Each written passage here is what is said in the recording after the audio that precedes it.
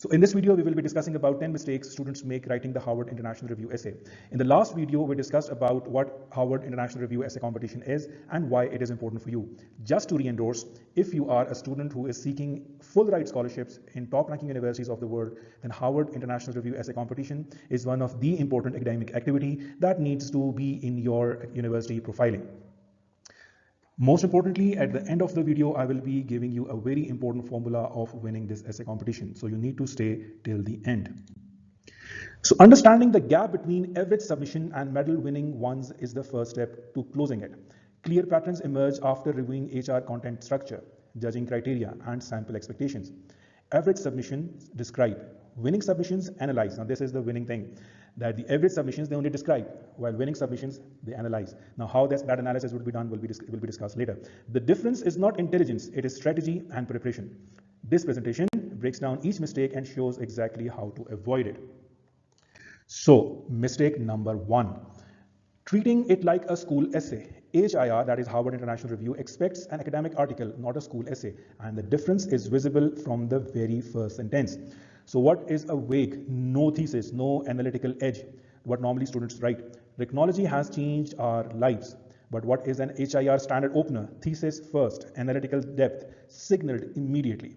While artificial intelligence accelerates economic productivity, its unequal regulation is widening geopolitical power asymmetrics. Now this turns out to be a very interesting opener statement. So what is a shift in your mindset needed? You are not answering a question, you are contributing to an academic discourse. So this is an important thing. Mistake number 2, describing instead of analyzing. Now HIR judges already know what happened. They want to know why it matters and what comes next. So explains what happened. So these are the most common mistake that student does. Restates facts, events, and existing information, answers only what and stops there. Most submissions never move past this stage. They only answer what. Now what is a analysis approach? Why did it happen? What are the implications? Who benefits? Who loses? And what happens next? So the golden rule is every paragraph must move beyond the facts and into their meanings. Mistake number 3, having no central argument. So what is a weak structure that normally most of the students they follow? Point A, unrelated, no connection to a central claim. Point B, again unrelated, describes, does not argue. Point C, unrelated, reader cannot identify the thesis. Conclusion fails to tie arguments together. So what is a strong structure that must be followed? One clear thesis stated upfront, arguable, specific, and defensible. Paragraph 1 reinforces thesis. Evidence connects directly to the claim. Paragraph 2 reinforces thesis, builds on and deepens the argument. Next paragraph reinforces thesis. Every sentence earns its place. So final conclusion synthesizes the argument, restates thesis with added insight. So your thesis is the spine of the essay. Every sentence should connect back to it. So ask yourself before submitting, can I state my central argument in one sentence? This is the most important question that you need to ask yourself. Mistake number 4, using weak sources. So you need to avoid these sources: Wikipedia, blogs and opinion sites, random news articles, unverified websites. So what to use instead? United Nations, World Bank, IMF, OECD references, government reports and official policy documents, peer-reviewed academic journals, major think tanks. So these are the references that you need to incorporate. So what is the strategic insight? Strong sources do not just support your argument, they signal that you think like a serious researcher. Mistake number 5, that is most common mistake in the South Asian students, writing emotionally. Professional evidence-based language is more persuasive than emotional appeals, always. So what is an emotional language? Avoid emotional assertion. This is completely unfair. Now relies on a personal feeling, not a verifiable evidence. Reads as opinion or activism, not academic inquiry. Signals lack of analytical distance from the subject. So what is an academic language? Use evidence-based observation. Available evidence indicates that current policies disproportionately affect developing economies. Grounds the claim in data and measurable observation. Signals rigorous, balanced analytical thinking. HIR judges reward precision, not passion alone. So what is the golden rule over here? Replace feelings with evidence, replace opinion with observation. HIR is not looking for activism. It is looking for rigorous, balanced analysis. Mistake number 6, ignoring counter arguments. Acknowledging opposing viewpoints does not weaken your essay. It demonstrates intellectual maturity. That is the most important element that need not to be missed. So what are the weak essays? They present only one side of the argument. That is the most common mistake I come across. Treats the topic as settled, no tension. Signals to judges that you have not engaged deeply with the topic. Comes across as advocacy, not academic analysis. So what are the strong essays instead? Addresses the opposition directly and fairly. Shows you have thought critically, not just advocated. So what are the good example of it?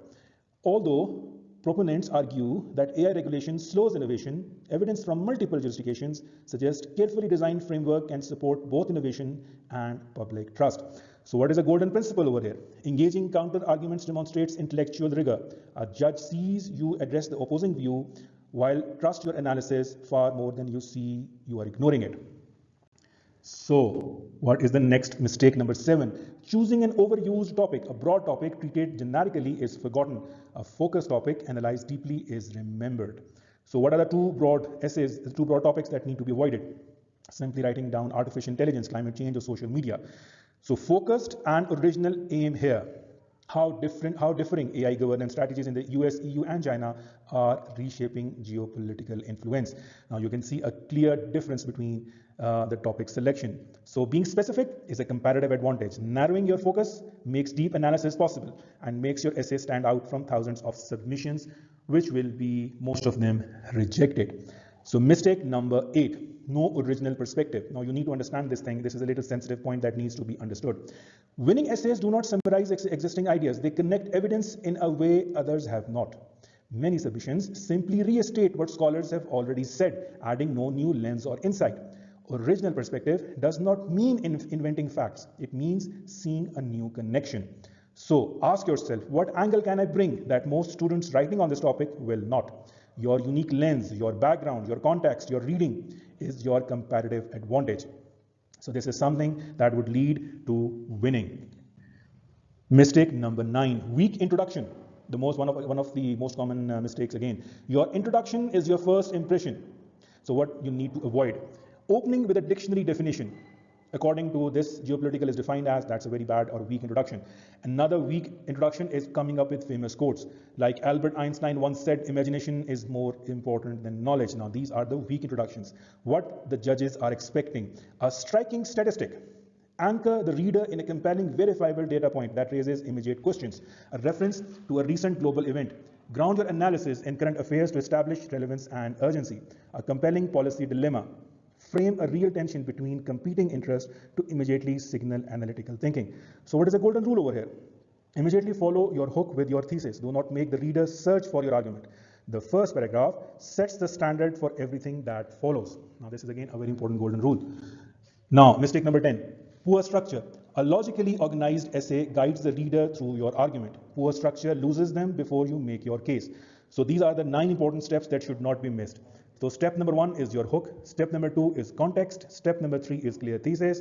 Step number 4 is evidence. Step 5 again focuses on evidence. Step 6 focuses on counter argument. Step 7 on rebuttal. Step 8 policy implications. And the final step 9 is the conclusion. So each section must build logically towards the central argument. Structure is not formality, it's the architecture of persuasion. So this is the 10th mistake that I've always come across that students make while writing down their research. So what medal winning essay have in common? The difference between a good essay and a winning one is not luck. It is a consistent set of habits executed with discipline. So what would my recipe of a perfect research essay would be? A clear defensible thesis, multiple international perspectives, original insights, precise professional language, evidence supporting every major claim, balanced treatment of opposing views, logical organization, and accurate citation. So what is the winning standard over here? Every claim backed by evidence, every paragraph advancing the thesis, every word serving the argument. So this would be a perfect recipe for a successful research topic. So the scholarship intelligence success formula that I have devised that would be groundbreaking for you. Number 1, research deeply. Use authoritative global source. Number 2, think critically. Question, connect and analyze beyond facts. Build one strong thesis. One argument stated clearly and early. Step 4, support with evidence. Every claim backed by credible data. Step 5, address counter arguments. Show intellectual maturity and balance. And 6, end with actionable insights. policy level conclusions that always matter. So this is a complete step-by-step process that would lead to a meaningful and deep essay. So if you feel like any question or any topic that needs to be further explained, I am simply a message away.